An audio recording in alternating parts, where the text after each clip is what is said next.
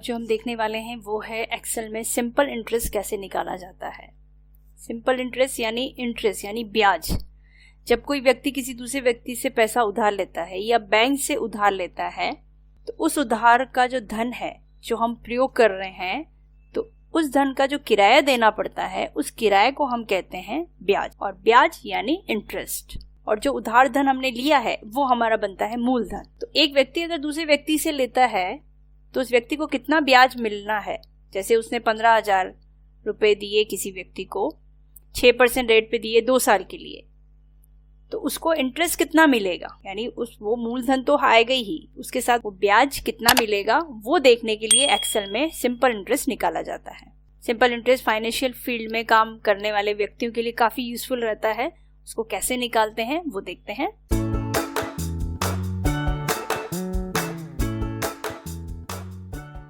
देखिए यहाँ पे हमारे पास प्रिंसिपल अमाउंट है 15,000। 6% रेट से एक व्यक्ति ने 15,000 रुपए किसी दूसरे व्यक्ति से उधार लिए। 6% रेट पे टाइमिंग उसका रखा है 2 साल, यानी 2 साल के लिए उसने उधार लिए। उसको हर महीने जो ब्याज मिलेगा वो कितना मिलेगा, यानी राम ने रहीम से लिए तो रहीम को हर महीने 15,000 का कितना ब्याज मिलेगा वो देखने के लिए हम यहाँ पे सिंपल इंटरेस्ट निकालते हैं। देखिए ये हमेशा सालाना ही होती है, किसी विशेष परिस्थितियों में ये मंथली हो सकती है। तो हम यहाँ पे सिंपल इंटरेस्ट निकालने का एक सिंपल सा मेथड यूज कर रहे हैं। देखिए उसके 2 तरीके हैं। पहला तरीका तो आप प्रोडक्ट का फॉर्मूला लगा के भी कर सकते हैं, प्रोडक्ट यानी मल्टीप्लाई करना, किसी भी मल्टीप्लिकेशन करना है तो वो भी हम कर सकते हैं, या फिर हम मल्टीप्लाई का साइन यूज करके भी कर सकते हैं।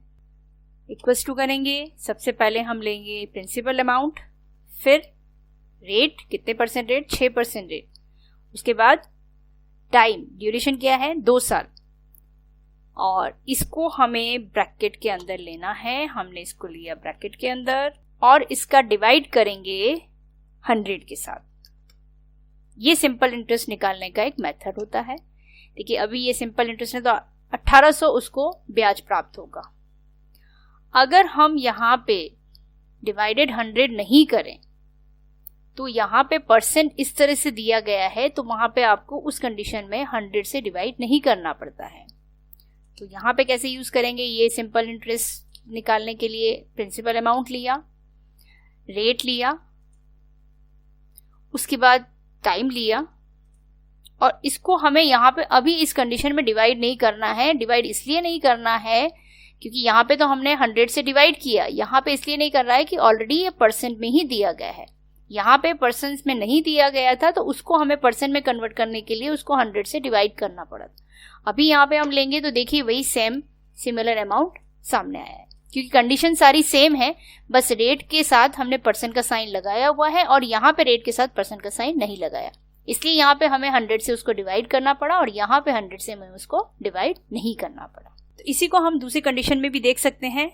जैसे हमारे पास यहाँ पे मंथ में दे रखा है, अगर हम ये जानना चाहते हैं कि किसी कंडीशन में प्रिंसिपल अमाउंट जो है हमारा 1500 रुपए है, रेट है 10% और मंथ दे दिया, ईयर की जगह यहाँ पे हमने मंथ ले लिया, तो इसका आंसर कैसे निकलेगा।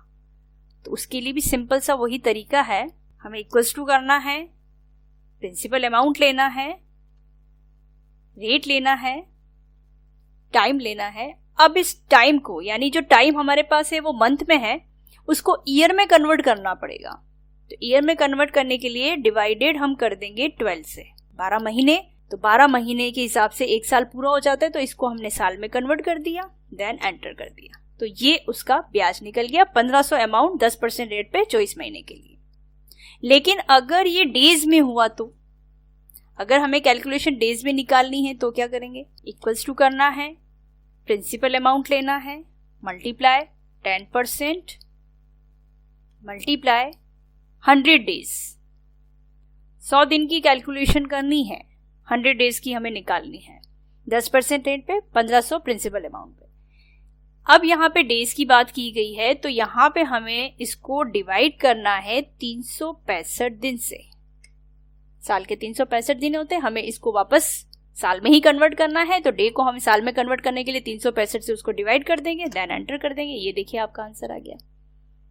तो इस तरह से अलग अलग कंडीशन आपके पास जो दी गई है उसके अकॉर्डिंग आप सिंपल इंटरेस्ट निकाल सकते हैं। तो सिंपल इंटरेस्ट इस तरह से निकाला जाता है। एक व्यक्ति जब किसी दूसरे व्यक्ति को उधार देता है तो उधार जो दिया गया है वो तो मूलधन हो गया, लेकिन उसका जो हर महीने जो किराया आ रहा है वो उसका ब्याज है, और ब्याज कितना मिलेगा उस व्यक्ति को, ये हम देखने के लिए एक्सेल में सिंपल इंटरेस्ट के मेथड से हम सिंपल इंटरेस्ट निकाल सकते हैं। जरूर करके देखिएगा इसको।